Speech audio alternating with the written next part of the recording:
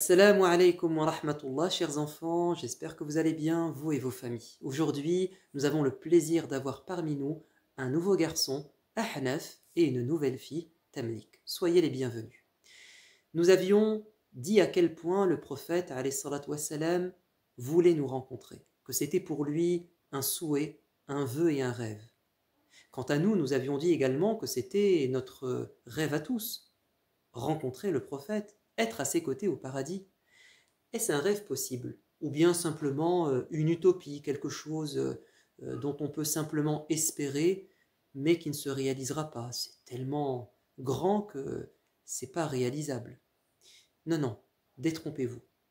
Gardez espoir, car le prophète de l'islam nous a facilité les choses. Il nous a indiqué au moins 4 manières de réaliser ce rêve. 4 moyens, 4 chemins, si on les emprunte, on pourra gagner sa compagnie. Alors Tamlik, écoute bien cette histoire. Un jour, un homme a dit: Ya Rasulallah, je suis venu te poser une question importante. C'est quand la fin du monde?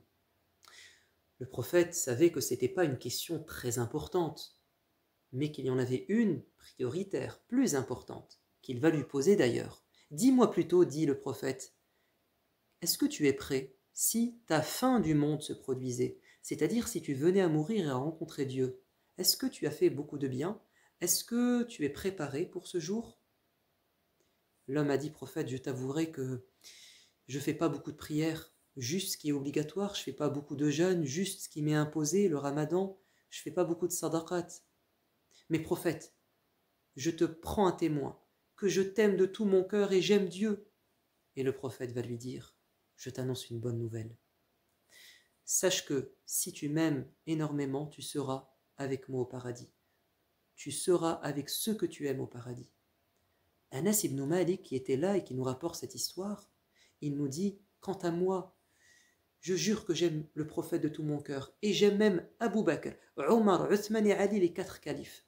Même si je n'ai pas fait autant de bonnes actions, j'espère que cet amour me permettra de les revoir à nouveau au paradis.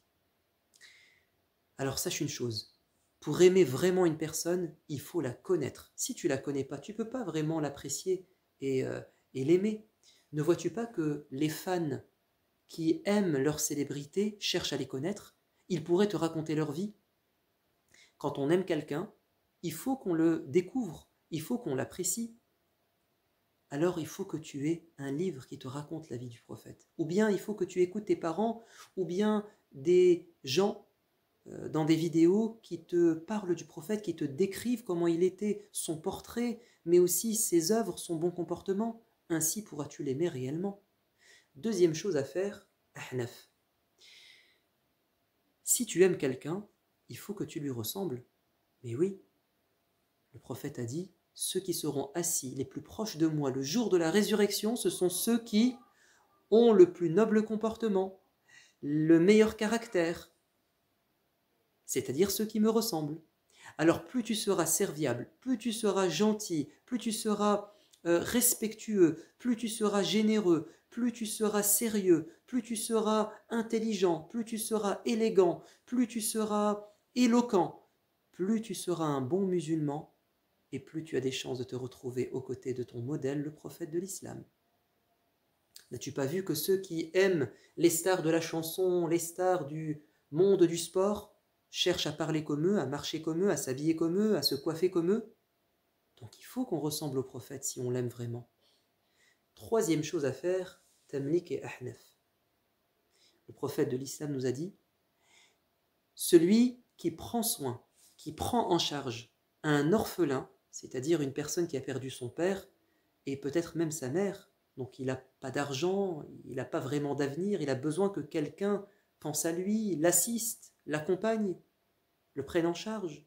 Celui qui prend en charge un orphelin, il sera à mes côtés comme ses 2 doigts. Est-ce que ces doigts, on peut les séparer? Moi là, je suis au maximum, je ne peux pas plus les séparer. Ainsi seras-tu inséparable avec ton prophète si véritablement tu prends en charge des orphelins. Comment faire? Il suffit d'aller sur un site, celui d'une association humanitaire qui connaît des orphelins dans le monde et qui va te demander 30, 40, 50 € chaque mois, qu'il les fera parvenir à cette famille et tu pourras ainsi t'occuper de l'orphelin. Dernière chose que je peux te dire, Tamlik et aussi Ahnaf, si tu veux être aux côtés du prophète, alors fais bien tes prières et fais-en même beaucoup. Rabi'a ibn Ka'b al-Aslami a dormi à côté du prophète bien-aimé. Et quand le prophète s'est réveillé, il lui a apporté l'eau pour ses ablutions. Tellement il a été gentil, le prophète lui a dit « Demande-moi quelque chose, je te le donnerai. » L'homme a dit « Prophète, la seule chose que je veux, c'est être à tes côtés au paradis. » Le prophète a dit « C'est tout? Tu ne veux pas me demander autre chose ?» Il a dit « Non, ça me suffit, c'est mon plus grand rêve. » Le prophète va lui dire « Alors aide-moi à réaliser ton rêve en faisant beaucoup de prières. » On répète, Tamlik et Ahnaf, pour être aux côtés du prophète, il faut l'aimer, donc le connaître. Il faut lui ressembler dans son comportement.